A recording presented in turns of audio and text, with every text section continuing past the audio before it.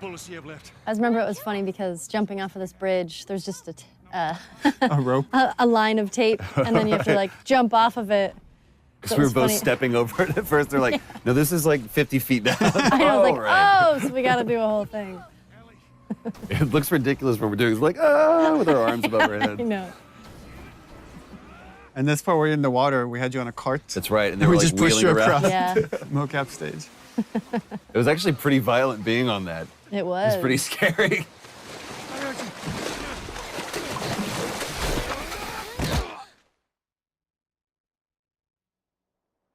This was part of the audition scene that Brandon did that really just kind of helped us realize we had the right Henry. He's awake. Hey, you. Back to the salesman. It's like, hey, buddy, everything's okay. I Everything's know. all right. I really like that about his character, that he's kind of a salesman. You know, Sam's the one who spotted you. You guys are taking quite a bit of water. What's wrong? Henry! Get back, hey, son! hey. He's pissed, but he's not gonna do anything. You sure about that? Stop! He's confident. He knows he can calm you down, but he needs Sam to stay out of the way. Right, just in case. Yeah. Chance of making it, and you did. But coming back for you meant putting him at risk. Stay back. I think there's already the change there. Joel knows it's true. Yeah. Joel wouldn't have come back for him. I saved you. And even when we were shooting this too, I mean, that's you really get into that moment, and every time that I felt that hand on my shoulder, it's almost like that Hulk moment where you realize, oh, I felt bad for letting you see that part of me, because so far I really haven't, in these moments, let that demon out. I've done what I've had to do, but this is just cold-blooded murder I'm about to do. The thing with Henry, which Brandon really brought to it, which is making light of everything for Sam. Everything is done for Sam. Right. I think he really is intimidated. He is scared in the situation, but he's making light of it so Sam isn't as scared as he is. Because the second that Sam sees that he's scared, Yeah. innocently scared. Silver lining kid. You're gonna be really happy you didn't kill me. This is the longest Short cinematic scene. in the game. I had to fit that in there. Quit this place from this, since we had it in the first trailer. I can't quit you. I remember when we first, the very, very beginning of this, when we like did the first table read through this and everything, and we talked about, I asked if there was going to be a moment of just a light shining through in this darkness, and you talked about this scene, and at that point it was just really kind of just real easy brushstrokes of what it was going to be, and it really came into fruition and became this Well, all the characters here have their guard down. It's kind of unique, because usually somebody's lying or somebody's hiding something. Right. And here's like, everybody has their guard down. they're just talking about motorcycles. You two deserve a little privacy. And you were really giving too on this. We spent a lot of time on this, and there was this one scene where you just kind of let me ramble about you know, to where we really feel like we're coming midway into a conversation. I don't remember what was said, but it was just this cool moment. But you went more into the details of like with Tommy and where you went and the States and all that stuff. I think that really helped kind of make this, the following takes much more natural. Right, without all the rest of that Yeah. stuff, the preamble being there.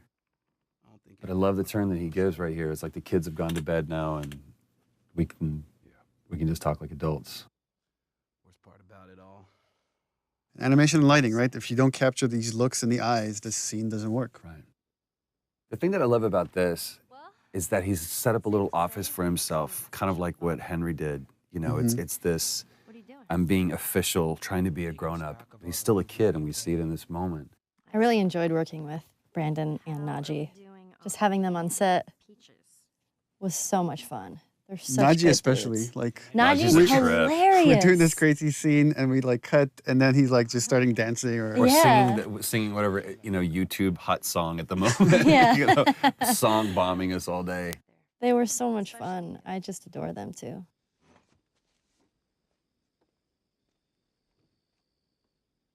Is everything all right?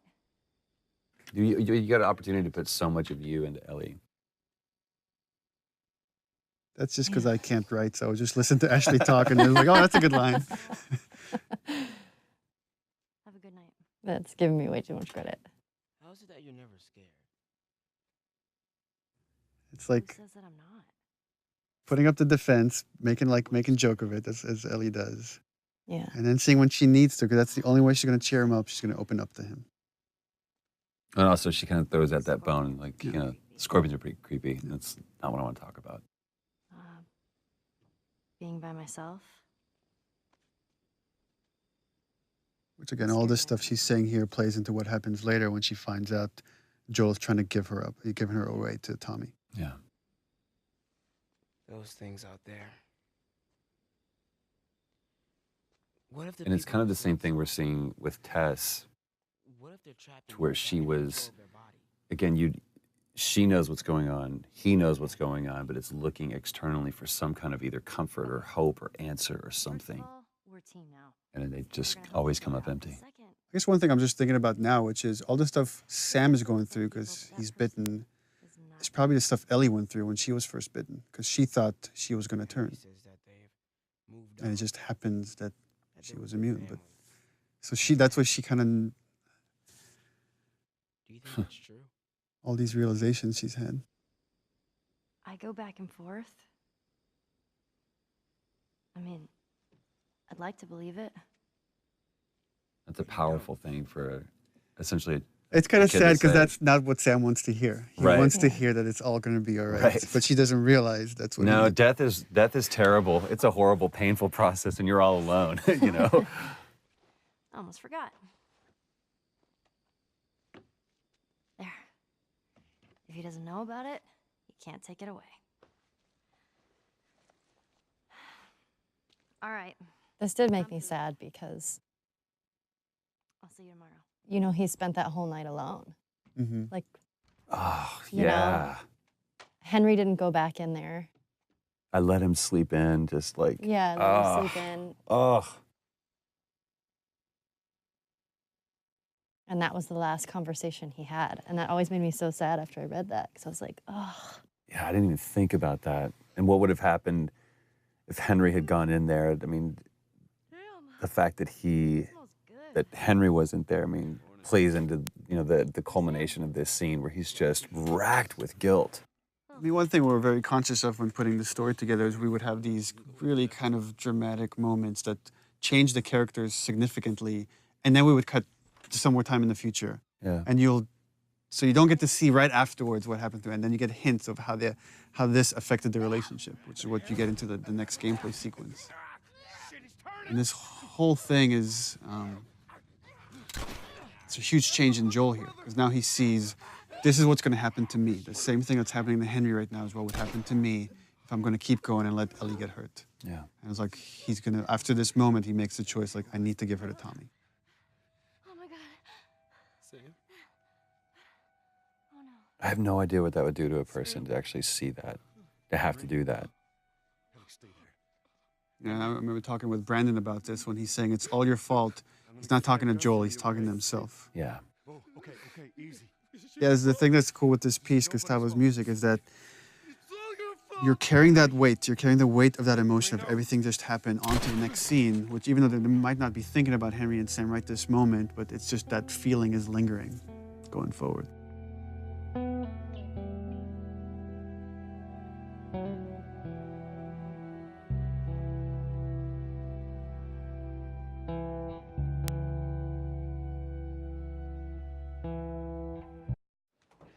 I own that shirt. I'm pretty I sure still think own we it. should sell off our mocap suits for charity. Unwashed. Jeffrey Pierce, Do as the lady says.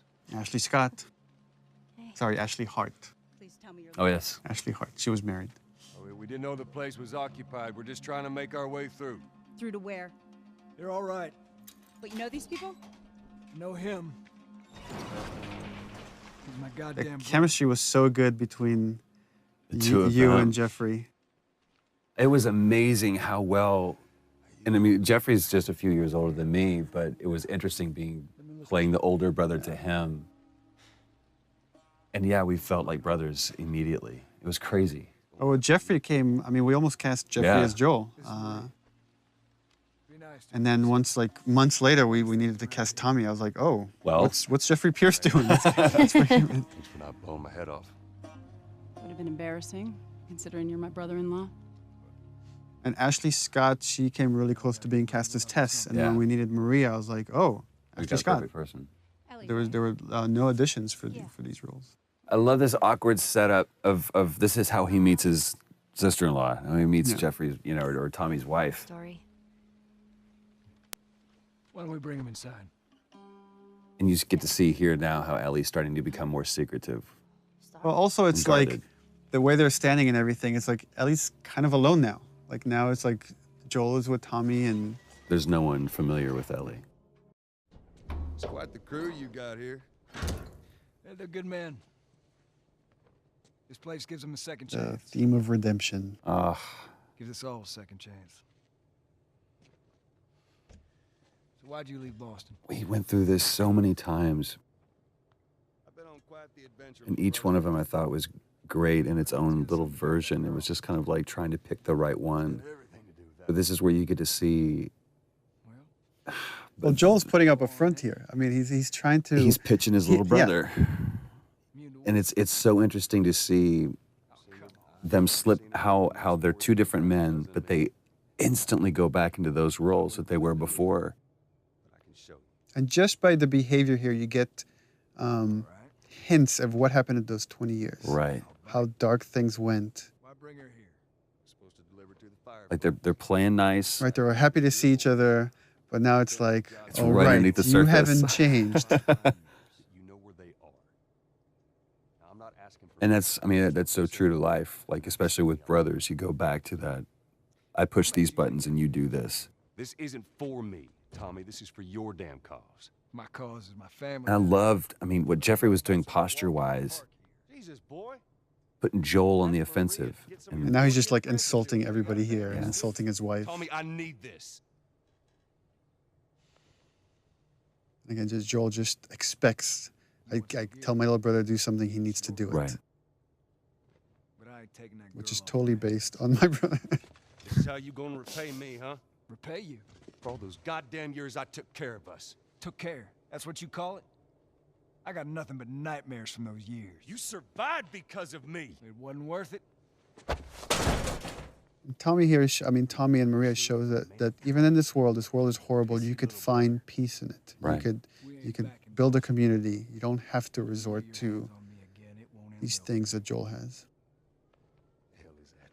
That line was a great thing that Jeffrey improv'd on. Put your hands on me again.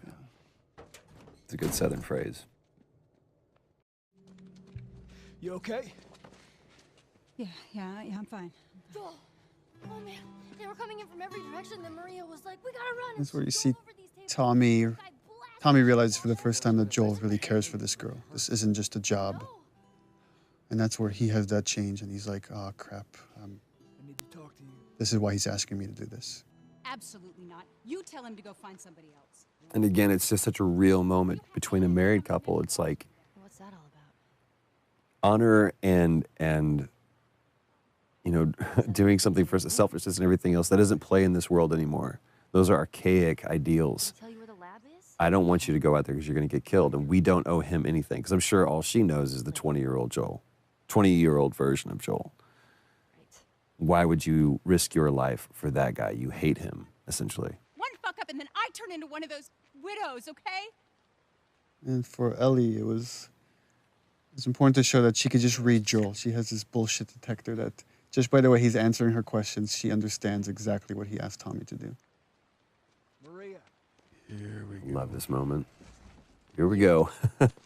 If anything at all happens to him, it's on you.